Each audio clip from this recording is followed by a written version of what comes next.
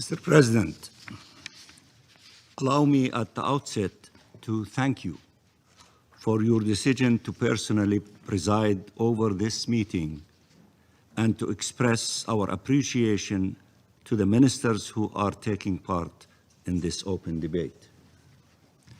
Allow me also to thank the briefer, Mr. Tor Wensland, and through him, the United Nations, as our organization continues trying to uphold its sacred mandate despite repeated Israeli attacks against the UN, its Secretary General, and its personnel. Mr. President, in the words of the UN High Commissioner for Human Rights, and I quote, "The darkest moment of the Gaza conflict is unfolding in the north of the Strip, where the Israeli military is effectively subjugating an entire population to bombing, siege, and risk of starvation. The Israeli government's policies and practices in northern Gaza risk emptying the area of all Palestinians. We are facing what could amount to atrocity, crimes, including potentially extending to crimes against humanity," end of quotation. The acting Under-Secretary General for Humanitarian Affairs concluded on her part in the Security Council recently, and I quote, "The entire population of North Gaza is at risk of dying," end of quotation. Take a moment to grasp what that means. The entire population of North Gaza is at risk of dying. Hundreds of thousands of Palestinians are at risk of imminent death, faced with the death penalty for refusing to leave their land. I sat in the Security Council week after week, stood before the General Assembly week after week, hoping to be able to tell my people that help is on the way. They endured horrors that you watch on your TV screens and yet can barely comprehend, but their tormentors continue to be shielded and Palestinian victims continue to be abandoned. There is a lot of solidarity and empathy in this council and in these halls and around the world. Many countries are taking bold initiatives for justice to prevail, and we are grateful to all of them. But as we barely scratch the surface of ending Israelis' impunity, Israel continues committing crimes after crime, defying every rule and all states assembled in these United Nations, betting that its will to kill and colonize will outweigh the collective will of the international community to save lives and achieve freedom and peace. Palestinians are besieged, bombed and starved, blamed for being killed. They have nowhere to go, and they know that if they leave, they will not be allowed to return.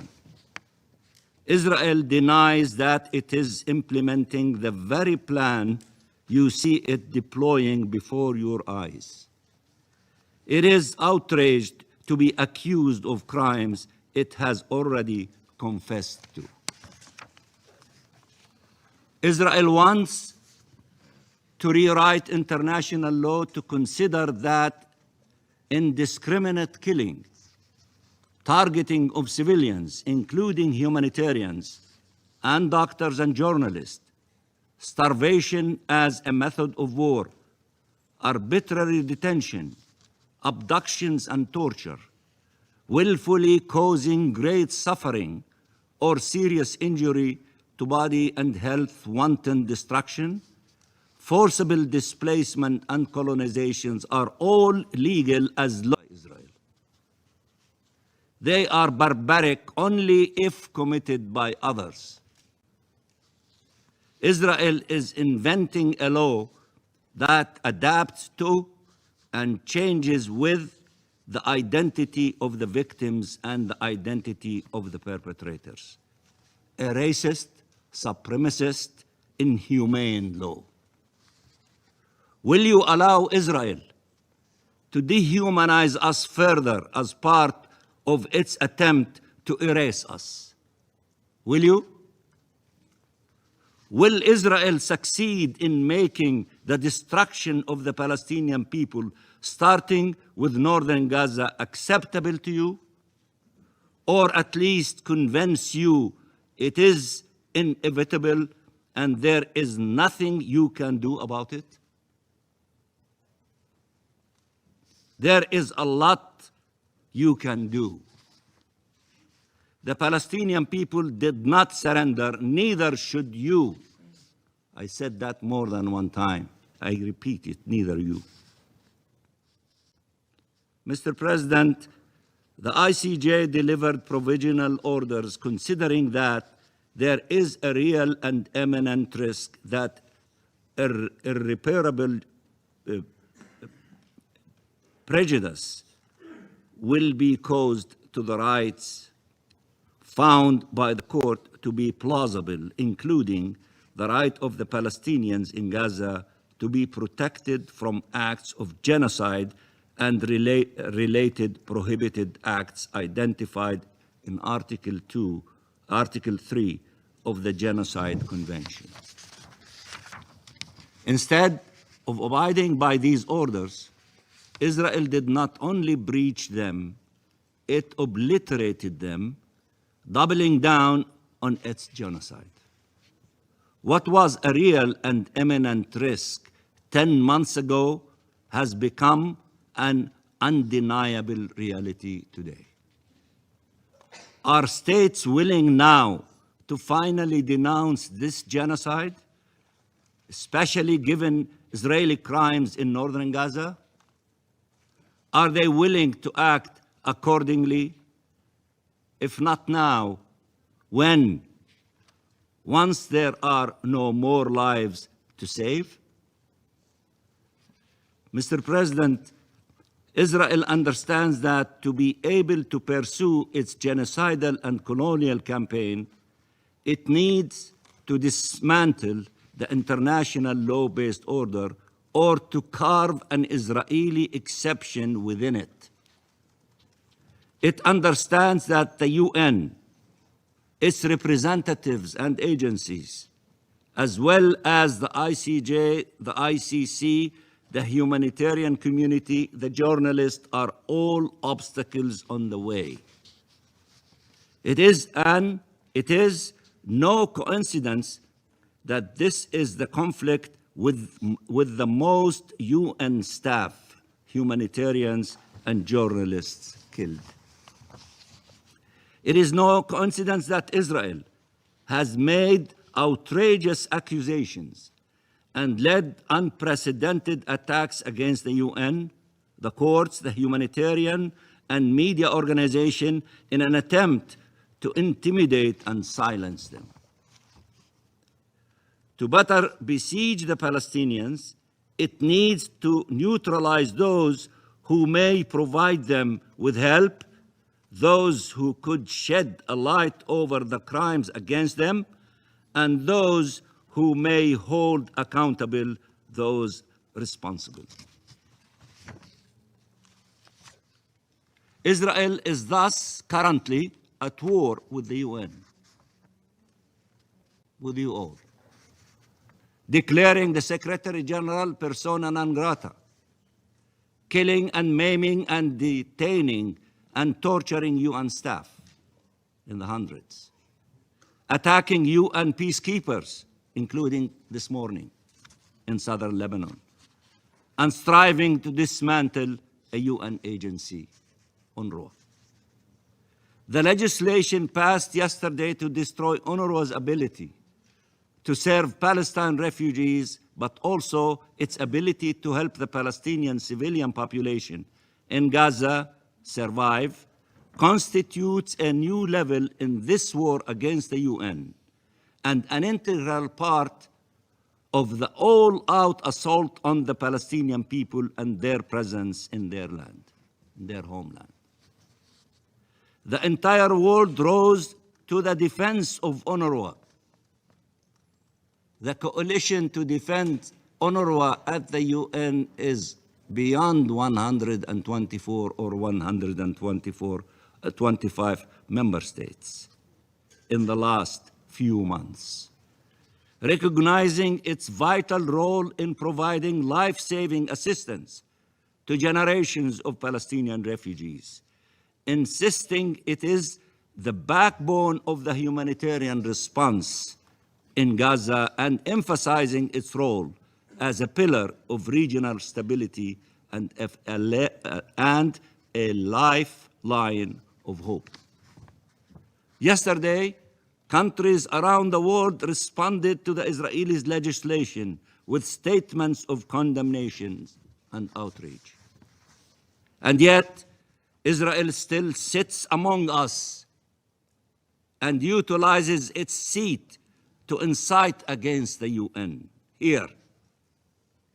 And an incitement that translates in attacks and killing and maiming of UN personnel and the bombing of UN shelters and facilities there. When will the condemnations lead to action and accountability? When? Israel is waiting to see the international response to its actions, and in the absence of deterrence, Israel will move on to the next chapter of its crimes. The genocide is only possible because of impunity. Genocide is only possible because of impunity. Israel has crossed every red line, broke every rule, defied every prohibition. When is enough really enough? When are you going to act? Mr. President, this seat where I sit, where I am sitting, belongs to the Palestinian people. This seat, where I'm sitting behind the state of Palestine, belongs to the Palestinian people, to every one of the millions of Palestinians. The Palestinian people who are besieged, bombed, and starved as we speak. 43,000 have been killed by Israel and are accounted for.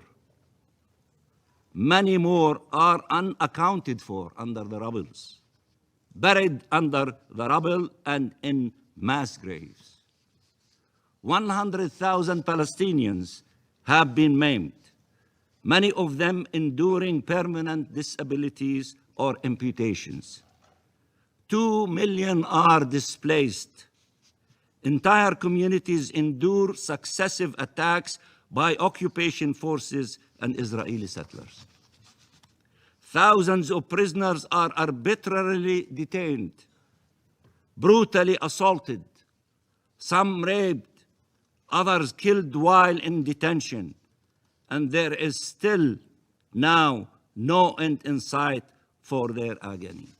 We salute them from this chamber.